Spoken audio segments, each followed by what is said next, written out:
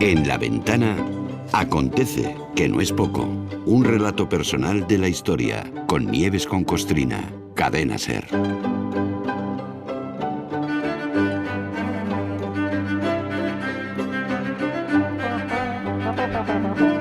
Hola Nieves, buenas tardes. Buenas tardes, Carlas. A ver, yo creo que a estas alturas nadie puede sorprenderse de que Nieves siga unas pautas así como muy ordenadas, incluso a veces pueden parecer cuadriculadas, pero son muy útiles para entender lo que cuenta, la verdad, o a mí me lo parece, ¿no? Semana pasada, por ejemplo, nos acordamos, ¿no? ¿De qué hablamos en Acontece que no es poco? De judíos, de la expulsión de los judíos en 1492. Vale. Y esta semana tocan reyes. Ayer fue Fernando VII, los 100.000 hijos de San Luis. Hoy más reyes por partida doble. Hoy tocan Alfonso XIII y Eduardo VII. Y una visita de Estado un poco rara. Una visita absurda, pasada por o programada en el agua. Viajamos al 8 de abril de 1907. Sí, venga, a ver. Sí, y voy a explicar primero lo que me ha pasado también con el acontecido que toca, que ya digo que nos va a ocupar hoy y mañana, porque en realidad se produjo tal que hoy y tal que mañana. Es que ocurrió el 8 y el 9 de abril de 1907. Y me tengo que explicar porque me ha pasado algo que me pasa muchas veces, pero también con lo de los judíos de la semana pasada. Y es que quiero contar algo que, aunque sea muy importante, tiene un montón de pliegues políticos, anecdóticos, cotillas incluso, ¿no? Y para que se entienda hay que dar ese contexto político, anecdótico y cotilla. Y cotilla. Es decir, empiezo con la idea de contar una cosa, pero antes de llegar a esa cosa tengo que contar otra. Me enredo yo sola. El titular del asunto de hoy y de mañana podría ser: cita de dos playboys en aguas de Cartagena, Alfonso XIII y Eduardo VII, reyes de España y Reino Unido. Se reunieron por asuntos políticos, pero coincide que los dos fueron dos gamberros como reyes. Eduardo VII lo fue antes que Alfonso XIII, porque en el momento del que hablamos el rey británico tenía 66 años y el español tenía 20. Tenían poco de qué hablar y nada en común. Lo que se produjo aquellos 2 días de abril de 1907 fue una visita oficial a España sin visitar España, porque no se bajaron de los barcos. El rey Eduardo VII estaba devolviéndole la visita oficial que Alfonso XIII había hecho a Londres 2 años antes. Por cierto, en aquel viaje oficial a Londres fue cuando Alfonso XIII se enamoró de la británica Victoria Eugenia, sobrina del rey, a la que el Borbón convirtió en reina de España y luego en la mayor cornuda de Europa. Yo no sé si superada por Sofía o han quedado a la par. Pero detrás de ese titular simplón de la visita oficial de un playboy británico en retirada y un playboy español incipiente, hay mucha tela que cortar.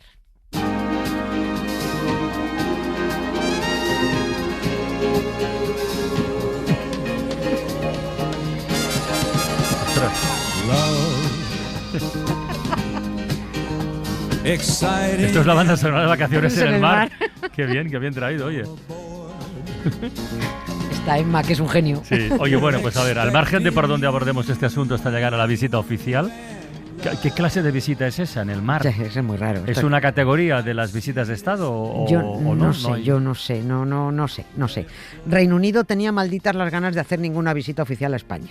Solo un año antes, en 1906, se había celebrado la boda del Borbón con la nena Victoria Eugenia. Y al margen de lo mal que sentó esa boda entre los ingleses, recordemos que se produjo un atentado anarquista gravísimo contra el carruaje de los novios, en el que murieron 23 personas. Los ingleses no querían pisar suelo español por temor a un atentado y porque desconfiaban absolutamente de las medidas de seguridad que pudieran adoptar los españoles. Como estos paripés de las visitas oficiales hay que hacerlos sí o sí, les apetezca o no, si uno va el otro tiene que ir luego, y encima en la visita del nene Alfonso XIII a Londres se encaprichó de la sobrina del rey Eduardo VII y se casó con ella, o sea que es que encima los dos reyes eran ya parientes, se habían emparentado. Sí. Bueno, pues esa visita había que devolverla del rey británico a España, esa visita había que devolverla sin más remedio. Reino Unido dijo que ni de coña su rey pisaría Madrid y propusieron como lugar del encuentro frente a las costas de Cádiz, cerquita de su territorio gibraltareño y con el rey en su yate privado, bien protegido por toda la flota británica del Mediterráneo. El gobierno de España protestó por lo bajito y dijo: hombre, no se puede sustituir la visita oficial de Alfonso XIII a Londres por una visita de Eduardo VII a España, pero sin salir del agua. Pues no sirve de mucho la protesta, bueno, visto lo visto. Aunque al final se fueron a Cartagena, ¿no? ¿Has dicho al comienzo? Sí, se movieron a aguas de Cartagena porque Cádiz estaba demasiado cerca de Tánger y también había movidita por allí. Pero bueno, ya llegaremos mañana a cómo fue esta estrafalaria visita oficial a España sin visitar España. Y los cartageneros, pues con un palmo de narices, viendo solo cómo iban y venían barcos, allá a lo lejos, con prismáticos. Porque cuando se hacen estas cosas, la plebe se pone muy contenta. Se ponen contentísimos porque les ponen la ciudad llena de banderitas y lucecitas, y ven pasar carrozas, y famosos, y duques, y marqueses, y señoras muy emperifolladas. El pueblo ya no disfruta mucho viendo lo bien que viven y lo bien que se lo pasan los reyes, lo disfrutan. Pero en Cartagena, como diría Corona, blancazo. ¿Por qué? Pues planchazo, pues porque no vieron nada, porque no acertaron ni una. El contexto que necesitamos dar a esto es que en esa visita oficial, además del paripé protocolario y sus banquetes, los representantes políticos de los dos países necesitaban ajustar unos flecos, sobre todo necesitaban ajustar los británicos, porque la cosa internacional estaba un poquito tensa. Muy tensa. Y esto es lo que necesitamos contar hoy antes de llegar a la visita oficial del rey Eduardo VII a España sin visitar España. Sin visitar España, la no visita. Exactamente. Necesitamos contar el contexto de las tiranteces que había en Europa entre potencias durante la primera década del siglo XX por la avidez colonialista. Se estaban repartiendo África. Bueno, pues entonces, a ver, ¿hasta dónde nos vamos para entender ese contexto internacional que dio y las tiranteces? Sí. ¿Hasta dónde retrocedemos? Muy poco. Con irnos a 1904, 3 años antes de aquella visita oficial a España, sin visitar España, yo creo que nos apañaremos para entenderlo. Seguro que muchas veces hemos utilizado la expresión ya eso de entente cordiale. Sí, pues esto es una entente cordiale. Bueno, pues así se llamaba lo que firmaron Francia y Reino Unido en 1904. Una entente cordial, un acuerdo entre amiguitos para protegerse mutuamente y para ver cómo se repartían el norte de África. Reino Unido reconoció que Francia tuviera un dominio total sobre la zona de Marruecos y Argelia, y Francia reconoció el poderío inglés sobre Egipto. Pues contentos los dos, muy bien, estupendo, tú allí y yo aquí. Pero aquí también pilló España, porque para firmar esa entente cordiale, Reino Unido le pidió a Francia que, hombre, ya que tenía poderío todo sobre Marruecos, pues que le cediera a España un terrenillo ahí en la costa al norte, un terrenito que fuera más o menos desde un poco, si miramos el mapa de frente de África, que fuera un poquito desde antes de Melilla hacia la izquierda hasta pasado Ceuta, hasta el Atlántico, una franjita. Es decir, los ingleses le piden a los franceses que les cedan a los españoles las regiones del Rif y Yebala, limítrofes con Ceuta y Melilla. Más claro aún, con ese regalito que se le hacía a España, Ceuta y Melilla dejaban de ser dos plazas aisladas con territorio marroquí por el medio.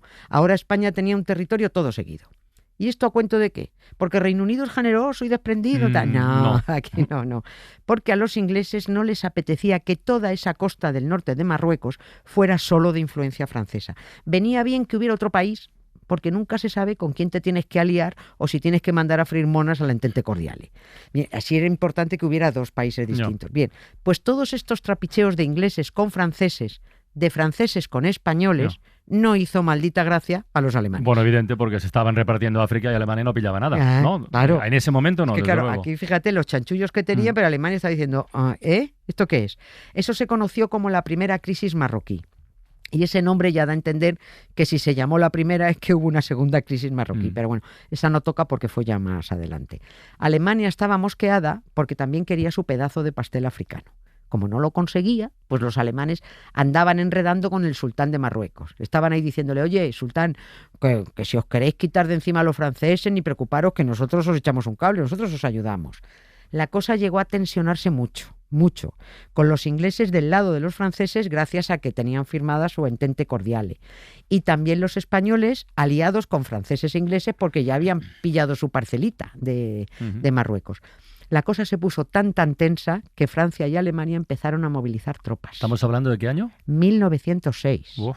Estaban movilizando no faltaba tropas. Tanto para la Primera Guerra. Es que fíjate, la Primera Guerra Mundial, la Gran Guerra, empieza en 1914, pero todos los historiadores coinciden en que estuvo a puntito de liarse 8 años antes. Estuvieron, en un tris.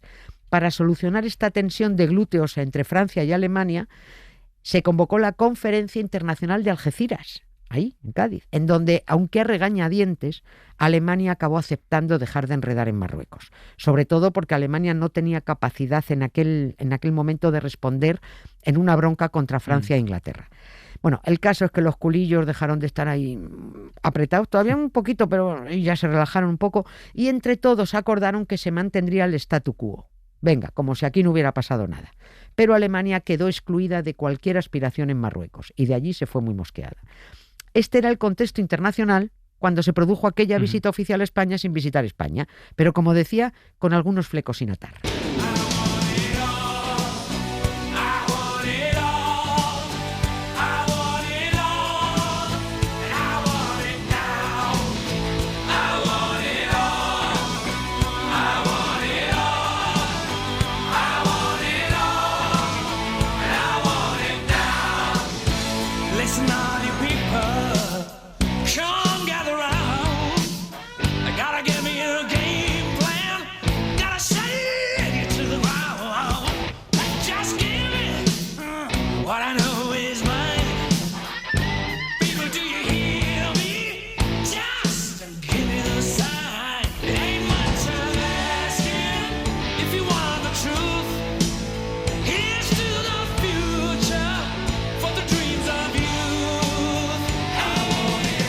O sea, por volver a ese encuentro marítimo entre Alfonso XIII y Eduardo VII, por volver a la visita, esa visita oficial no respondía solo a la cortesía, a la devolución, una cosa protocolaria, no.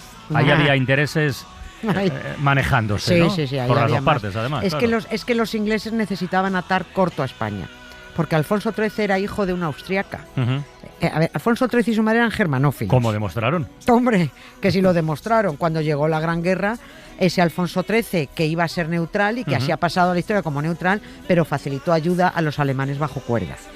Los ingleses estaban preocupados porque en aquella situación de tensión internacional no había nada firmado que le impidiera a España, por ejemplo, ceder a Alemania algunos puertos de esa franja de tierra de la costa mediterránea desde Ceuta a Melilla. Necesitaban cerrar un compromiso con España, que se reconociera la soberanía británica sobre Gibraltar sin ambajes, sin ninguna duda, y que España no alquilara a Alemania puertos en el norte de África.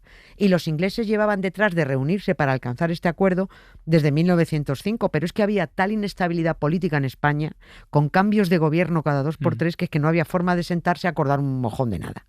2 años intentando reunirse. Y hombre, que en mitad de todo esto el rey de España se hubiera casado con la sobrina del rey de Inglaterra, en algo podría ayudar para llegar a un acuerdo. Parecería que sí, ¿no? Sí, pues se supone que sí. Vamos a ver. Y bueno, pues con toda esta previa, mañana sí ya podemos contar cómo fue aquella visita oficial a España sin visitar España.